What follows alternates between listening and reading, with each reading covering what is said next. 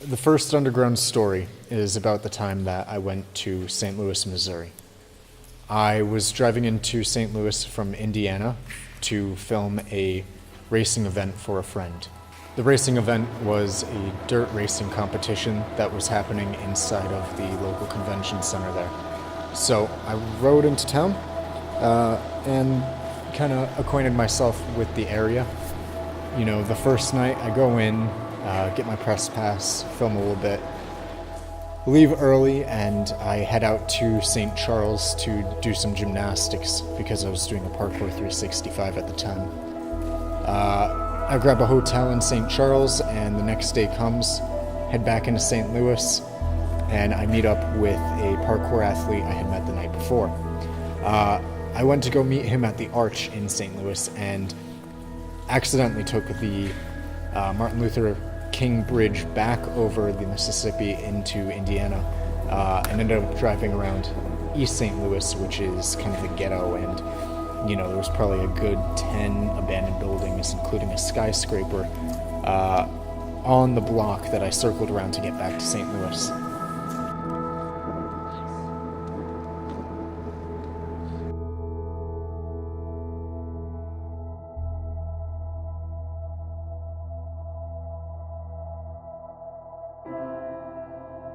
Anyways, do some parkour with this guy, have a good time, and then it comes time for me to go back into the convention center to start filming this event.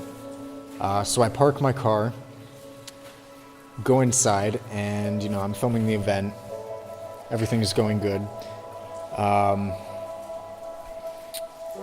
And I kind of get a little bit of an intermission.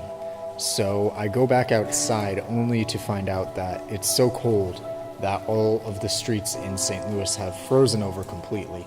Nobody's really walking around the streets, but instead they are kind of ice skating about. On top of this, I kind of had limited funds since it was at the end of, a road trip, and I kind of end up in this dilemma where, it's getting dangerous to drive my car, and I don't have enough money to stay in a hotel in downtown St. Louis. So, I grab some food, go back inside the convention center and back to filming. And the entire time I'm filming this event, I'm kind of dwelling on not, having enough money to rent a hotel downtown St. Louis, having it really dangerous to drive out of the city because of the icy roads to get a cheap hotel outside of St. Louis. And, I can't really figure out what I should do at this time. I was looking at having to sleep outside in freezing cold temperatures. Otherwise, I couldn't get back home.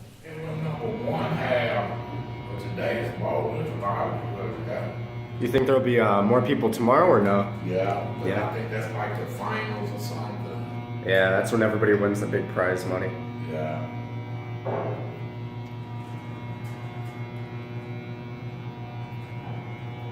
You from St. Louis? No, I'm from Rhode Island. Okay. Yeah, quite a while away. How about you? I'm from there. Nice. Is it weird kind of seeing this place as like a racetrack now? Yeah. So I'm filming the event, and as I'm walking around the convention center, I have the idea maybe I can sleep here. So I start looking around. There's some hallways with a little lip between where people walk around and the ceiling. So I was thinking one of the places I could sleep is, I could run up this wall, grab the hold, and sleep between the wall and the ceiling. Only problem is I have about 3 bags of camera equipment with me, and I don't know where I would put those.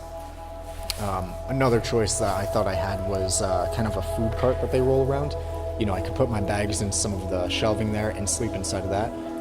Only problem is if someone comes by, it's going to be really hard to stay quiet in there, and what if they open it up? What if they roll it out with me in there? And then finally, where they had us filming during this event for press was the bottom of the convention center, the first floor above the stadium, was where all the audience was sitting, and then the production crews were sitting 4 stories up. So I was on this top floor, and thankfully on the top floor we had family bathrooms, so like single person bathrooms rather than the group convention center style bathrooms where, it fits 50 people in there.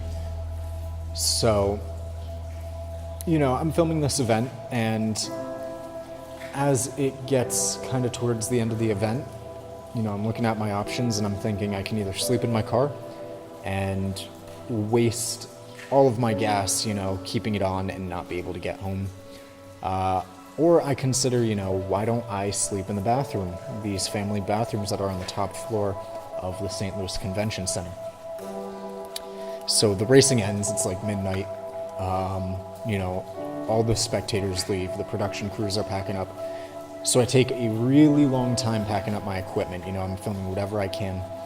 And when pretty much everybody is almost gone, I walk, and I'm gonna walk towards my car to, just sleep in there for the night. And I pass by this bathroom, bring all my stuff in there. I go to the bathroom, and then I turn around, lock the door, and I've decided, I'm gonna be sleeping in this bathroom for the night, because to me it was the safest option. So this bathroom had a motion sensor light that I could not turn off. So I'm just laying on the floor trying to get comfortable, trying not to move so that this light stays off. And I actually sleep in this bathroom for about 6 hours on and off, just really hoping that a security guard doesn't come by and try and open the door, hoping that something doesn't happen. So it's 6 hours later, and, I'm awake from my horrible night's sleep on this floor of this bathroom. I wanted to leave at 10. It was 8 o'clock in the morning. I'm just kind of looking around. I'm like, what? I can't sit in this bathroom for another 2 hours. So I grab all my gear and I unlock the door. I hope for the best, and I leave the bathroom. And so now I'm in this convention center, this stadium, and it's completely empty. Now, because I was part of the production crews filming there, I had already been walking through all the back hallways up and down, using elevators, going in all the do not enter sections because I was allowed to. So I had already known my way around pretty well, so I make my way to the main lobby. Luckily I'm not running into anybody in this convention center. I go to walk out just the main doors of the convention center, get down into the lobby, and the double doors are chained together and locked shut. And there's no way for me to exit this convention center through the main doors, At this point, I start freaking out a little bit. I'm like, oh shit, how am I getting out of here, The longer I stay in this convention center, the more risk I run of getting caught by security and getting in trouble. Even though I was working there, they're definitely not. Maybe they would understand someone sleeping in there, given the circumstance, but. So I'm starting to walk down more hallways I've never been, utility hallways, tunnels, and I get to a stair set, and I look down this stair set and I see a door at the bottom of the opposing stairs, and this door says, warning, door locks behind you. And I'm thinking about it, looking at this door, and I say, okay, well, if that door is locking behind me when I leave it, I feel like that means it's going to be unlocked from the inside.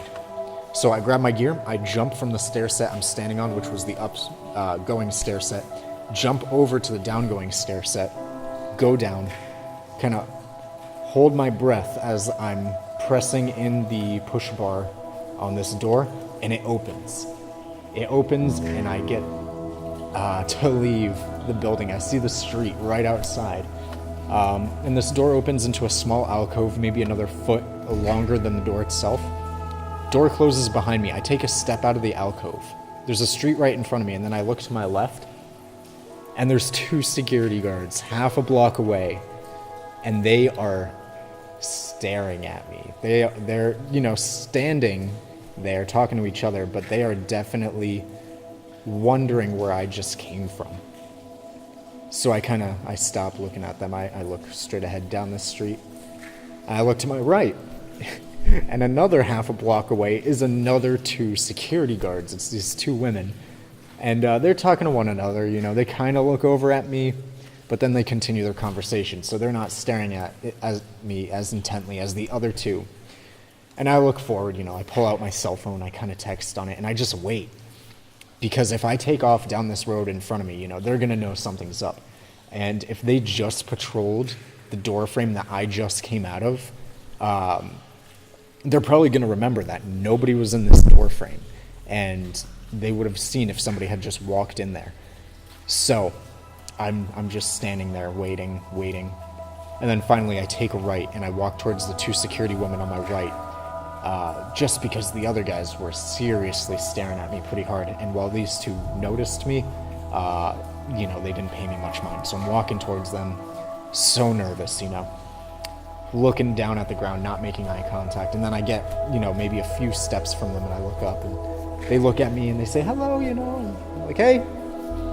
I walk by them, and as soon as I pass by those two women security guards, out of a door on the side behind them, another two security guards walk out right in front of me, and they are just walking in front of me as I'm walking down the street this whole time.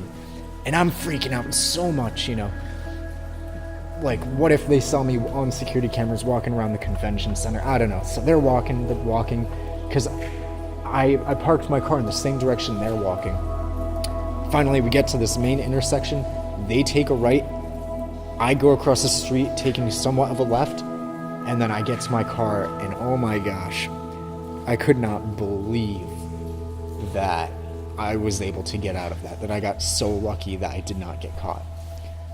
So I go, I grab some breakfast, you know, some guy bums some money off me in my car. It's freezing out still, you know, he sits in my car with me, he's warming up. I go back, I finish filming in the St. Louis Convention Center for the last night, and then I leave town that night. You know, after that experience, I didn't want to hang out in St. Louis, you know, and it was a good choice that I actually stayed inside of the convention center there rather than, you know, take my car, drive it out of the city and get a cheap hotel, because as I'm leaving St. Louis, there are 3 tractor trailers crashed in the meridian of the highway.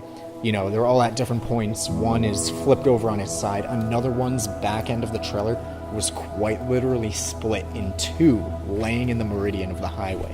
Like, it was so crazy. There were so many car crashes the night that I slept in the convention center. And I'm so glad that I didn't choose to take this highway out of town. You know, or I might have gotten into a crash with one of these semi-trucks and could have died. So it was a really weird choice to sleep in the bathroom of the convention center there, but just at the time, it's what was the safest and the most sustainable.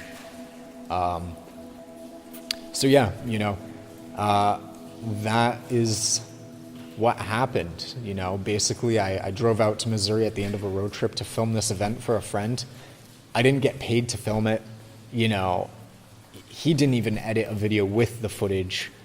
All that I really have from doing this is this crazy experience, you know, of sleeping on the bathroom floor of a convention center. Yeah, it was just a wild time, you know. So that's my underground story. I hope you enjoyed, and there'll be more to come.